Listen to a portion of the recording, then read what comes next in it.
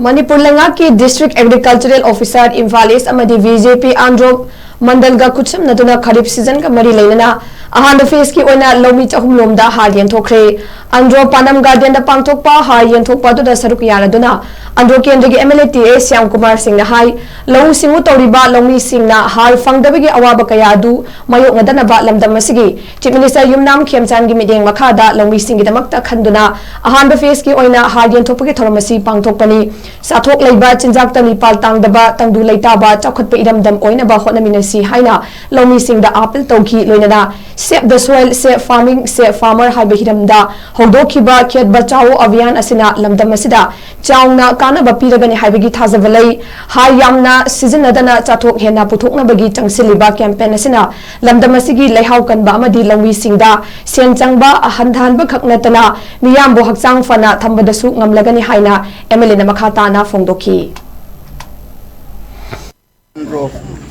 nakogi maruina masigi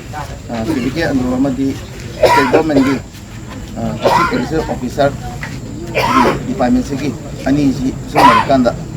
amana kogi District Officer na kogi Andro gi bazarinda ahanbagi phase na kogi HAAR yele fertilizer sibiba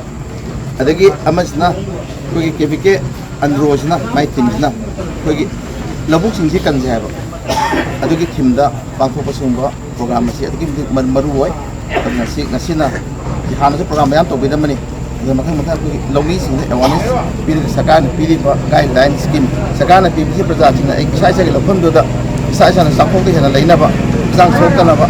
adugi timda piri awareness training ni na district officer toina madam Premila nasila nasida to myam si LOUMI program yam ka recruit yam na jana pan